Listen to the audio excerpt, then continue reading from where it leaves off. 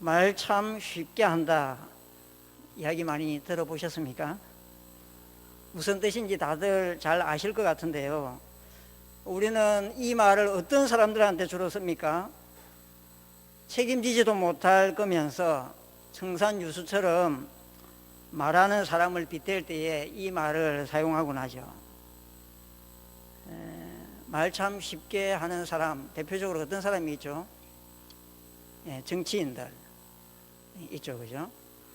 이번 주 중에 지방선거가 있는데 정치인들 말 참 쉽게 하는 것 같습니다. 또 한 부류는 사기꾼, 말 참 잘하죠. 오늘 본문을 보면요, 예수님을 보고 말 참 쉽게 한다고 생각한 사람들이 나옵니다. 예수님이 말을 쉽게 했다는 건 아니고요, 예수님이 하신 말씀을 듣고 그렇게 생각한 사람들이 나오는데, 그게 누구이냐 하면 서기관들입니다. 그들에게 예수님은 무엇인가를 가르쳐 주시죠.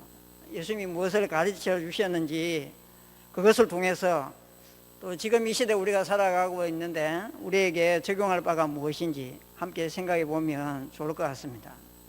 오늘 본문에 기록된 예수님의 기적사건은 요한복음을 제외하고 모든 공관복음서에 기록이 되어 있습니다.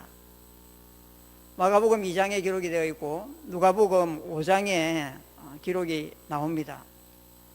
다른 마가와 누가와 비교해 보면요, 마태는 이 사건을 비교적 간단하게 기록했습니다. 마태는 예수님의 권위와 관련된 논쟁에 초점을 맞추고 있습니다. 그 일례로 마태는 중풍병자를 사람들이 데리고 왔다 이렇게 이야기하죠. 그러자 예수님은 그들의 믿음을 보시고 병자에게 죄사함을 선언했다라고 기록합니다. 그런데 우리는 이미 잘 알고 있지요. 사람들이 중풍병자를 어떻게 데리고 왔는지 잘 아시지 않습니까? 혼자 스스로 거동할 수 없는 환자이기 때문에 이 환자가 누워있는 침상을 통째로 들고 사람들이 왔다는 걸 우리가 알고 있습니다. 마태는 어떻게 그 환자를 데리고 왔는지 기록하지 않고 있죠. 뿐만 아니라 이 환자를 예수님한테 모이기 위해서 어떤 수고를 치렀는지도 우리는 알고 있습니다. 예수님 주변에 사람들이 너무 많기 때문에 환자를 예수님에게 보일 수가 없었죠. 그러자 침상을 메고 온 사람들이 어떻게 했습니까? 지붕을 뚫고 침상체에 이 환자를 달아내렸지 않습니까? 마가와 누가는 그 사실을 설명하고 있지만 오늘 읽은 본문 마태복음에서는 그 사실을 생략하고 있습니다.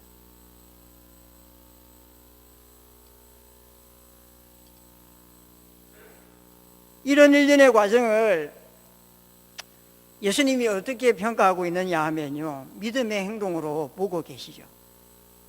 마태는 서술을 하지 않지만은 우리가 마가복음과 누가복음을 통해서 알고 있는 사실, 혼자 움직일 수 없는 그 병자를 침상체에 메고 온 사람들, 그리고 예수님에게 이 환자를 보여야 하겠다는 일념으로 지붕을 뚫으면서까지 침상을 달아내린 이 행동을 보면서 예수님은 믿음의 행동으로 보고 계시는 거죠. 인간 의술로는 도무지 고칠 수 없는 그 병을 예수님은 고칠 수 있다는 믿음이 그들에게 있었던 겁니다. 그래서 그들은 그 병자가 누운 침상을 통째로 들고 왔고 지붕을 뚫어서라도 예수님에게 보여야 했던 것이죠. 여기서 우리는 믿음의 공동체적인 성격을 볼 수 있습니다. 예수님이 보신 믿음은 그 병자의 믿음만 아니었습니다. 본문을 보면요, 그들의 믿음을 보셨다라고 말씀하십니다. 우리가 살고 있는 시대는 개인주의가 점점 더 심해지는 그런 시대입니다. 그렇다 보니 믿음 또한 점점 개인화되어 가는 것 같습니다. 내 얘기를 지체들한테 잘 하지도 않고요, 다른 지체들의 아픔이나 문제를 알려고도 하지 않는, 오늘 오전 예배 말씀에 비춰보면 못 본 채 하는 그런 경향이 우리 가운데 점점 많아지는 것 같습니다.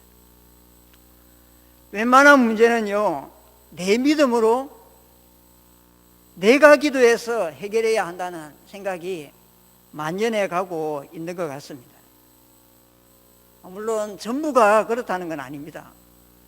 한 세대 전에 교회 공동체의 모습과 비교해 볼 때 지금 우리가 살고 있는 시대의 모습이 점점 그렇게 변해가는 것 같다는 말씀입니다. 오늘 본문에서 예수님이 보신 건 그들의 믿음이었습니다.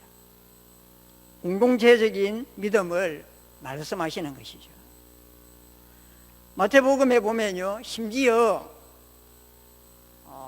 환자 본인의 믿음이 아닌 다른 사람의 믿음을 보시고 예수님께서 병자를 고쳐주신 사건이 기록이 되어 있죠.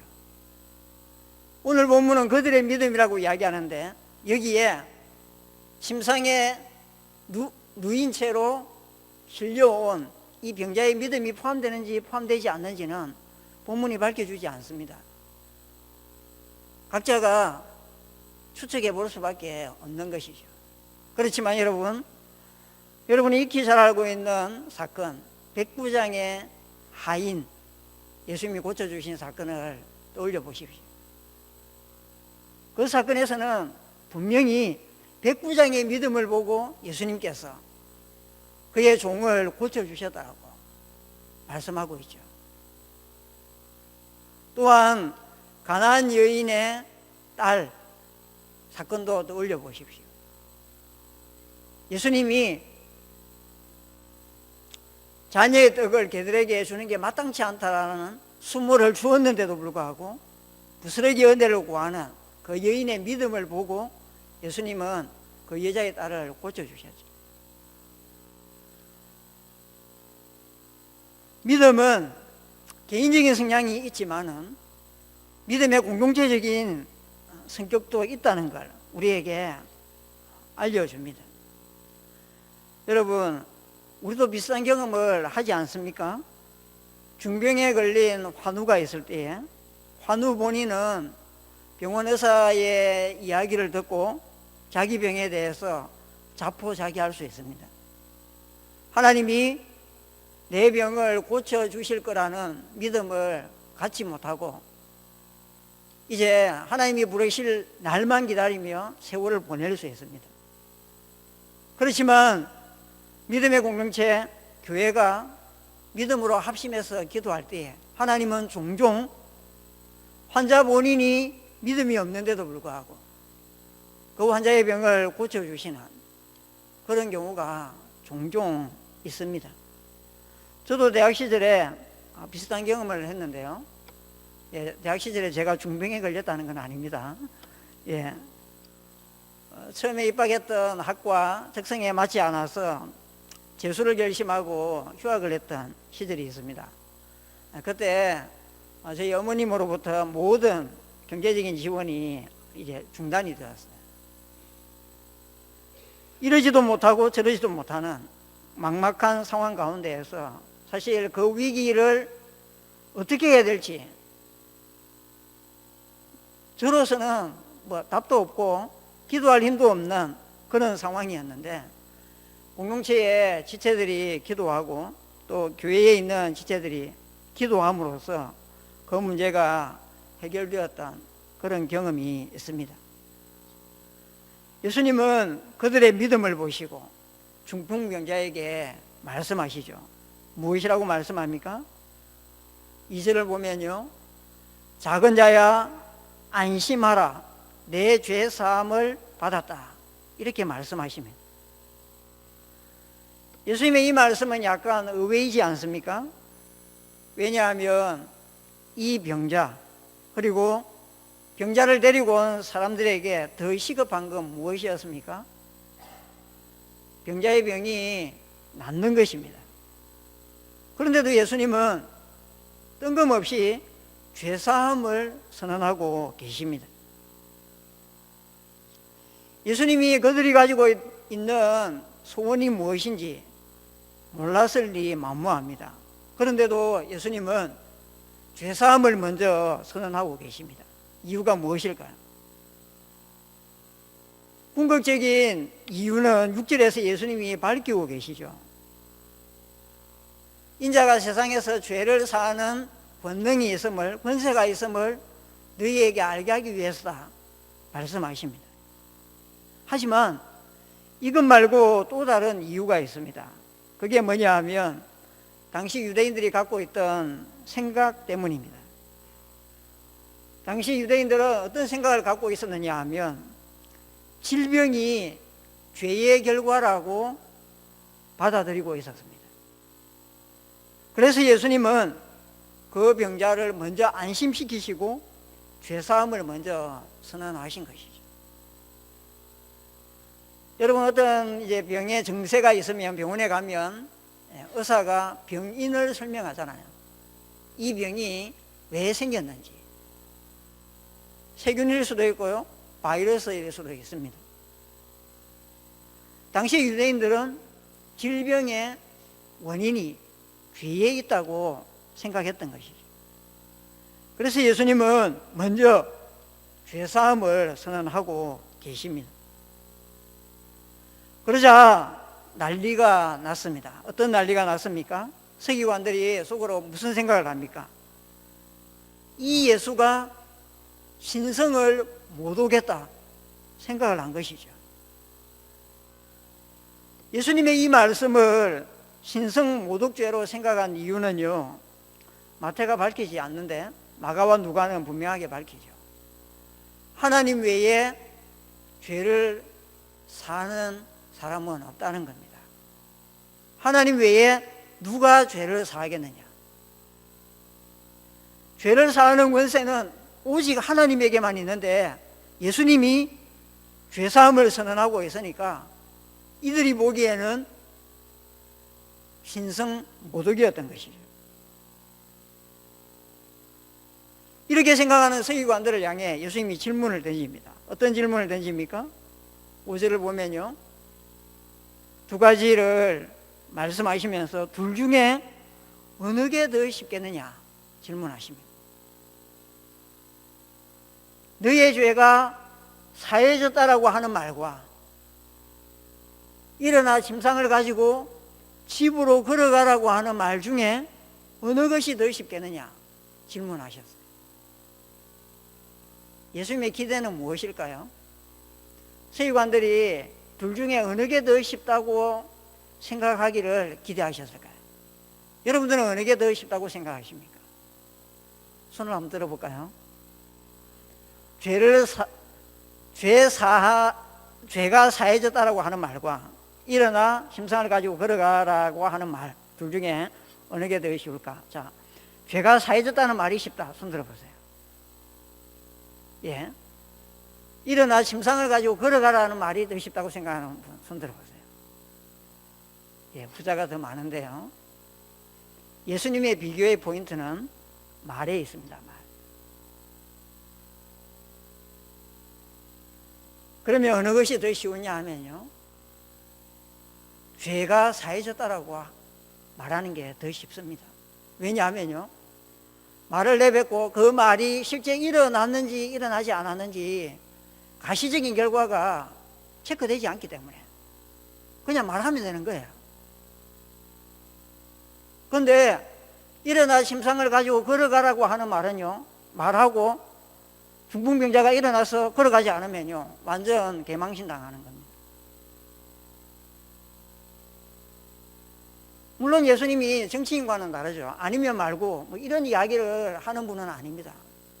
그렇지만 적극적으로 결과가 드러나느냐, 그 결과를 가시적으로 점검할 수 있느냐, 그렇지 않느냐, 이 기준에서 보면요, 너의 죄가 사해졌다라고 말하는 게 훨씬 쉽다는 거예요. 그러면 여러분, 왜 예수님은 좀 더 어려운 말 하실 수도 있었는데 비교적 더 쉬운 말, 죄사함 이야기를 먼저 하셨을까요? 그건 예수님 말씀하시는 대로 인자에게 죄를 사하는 권세가 있다는 것을 알려주기 위해서.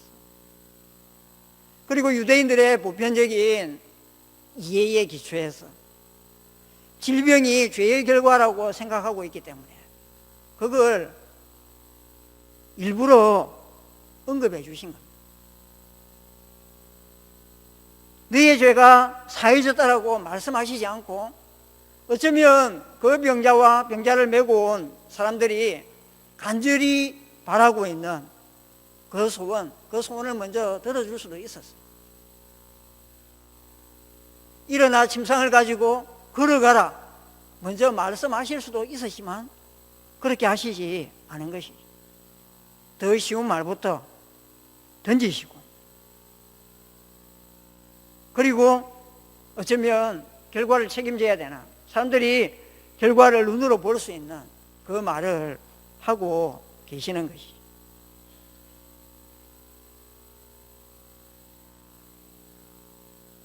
예수님은 죄사함만 우리에게 주시는 분이 아니죠. 오늘 본문을 보십시오.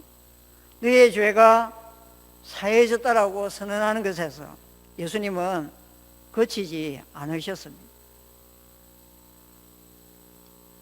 더 어려운 말도 하시는데요. 병자에게 일어나 걸어가라고 명령하셨습니다. 그러자 어떤 일이 일어났느냐 하면 그 병자는 일어나서 침상을 가지고 집으로 돌아갔습니다.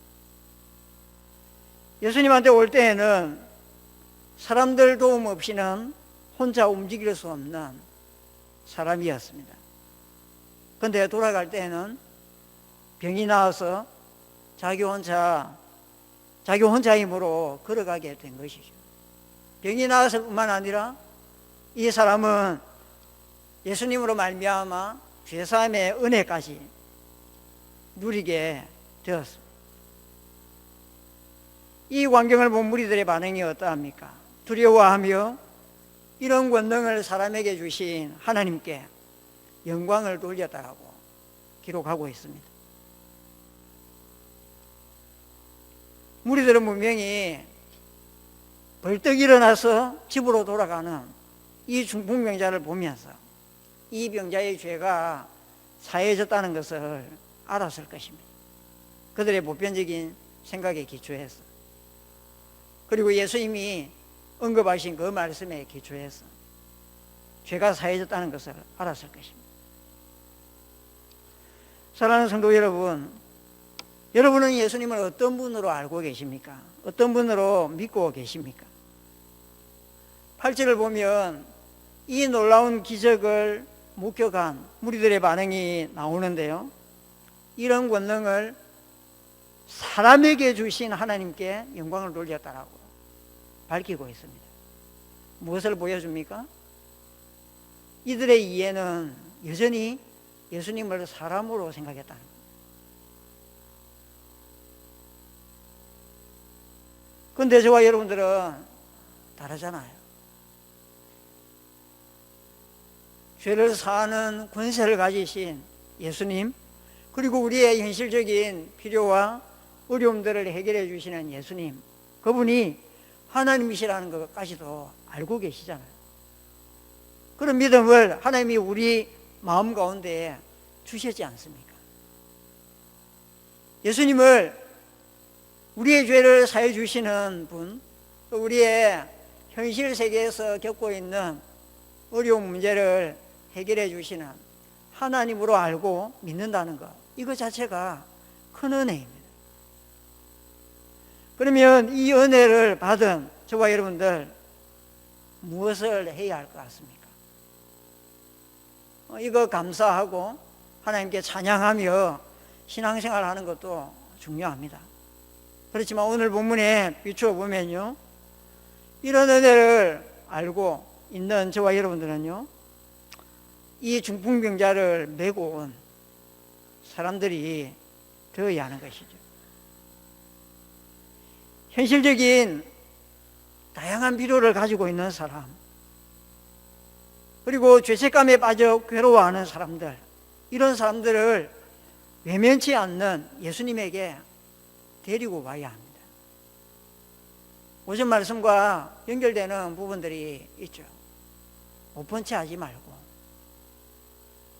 어쩌면 우리가 예수님에 대해서 이야기했을 때 사람들은 당면한 자기의 문제 때문에 해결되어야 하는 현실의 필요, 그것 때문에 예수님에게 나올 수도 있습니다.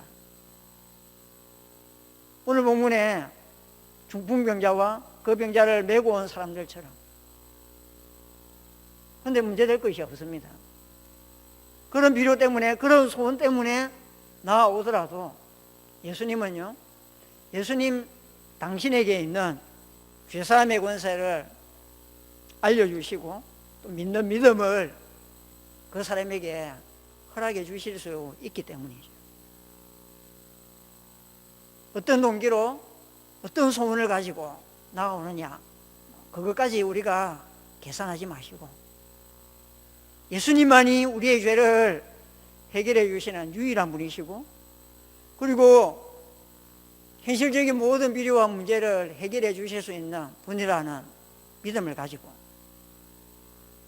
혼자 거동할 수 없는, 혼자 힘으로 자기 문제를 해결할 수 없는 그런 사람들을 예수님한테 데리고 와야 하는 것이죠. 이 시간 우리에게 주신 말씀을 기억하고 함께 기도했으면 좋겠습니다. 기도할 때에 먼저 우리가 예수님을 하나님으로 알고 믿고 있다는 사실 때문에 감사했으면 좋겠습니다. 우리의 죄를 눈과 같이, 양털과 같이 희귀해 주시는 권세가 예수님에게 있고 그분이 하나님이라는 사실을 우리가 믿고 있다는 이 사실 때문에 먼저 감사했으면 좋겠고요. 거기에서 그치지 말고 우리가 이 예수님에게 혼자 힘으로 자기 문제를 해결하지 못하는 영혼들을 데리고 오는, 그래서 이 예수님을 보여주는 우리의 삶이 되게 해달라고 함께 기도하도록 하겠습니다.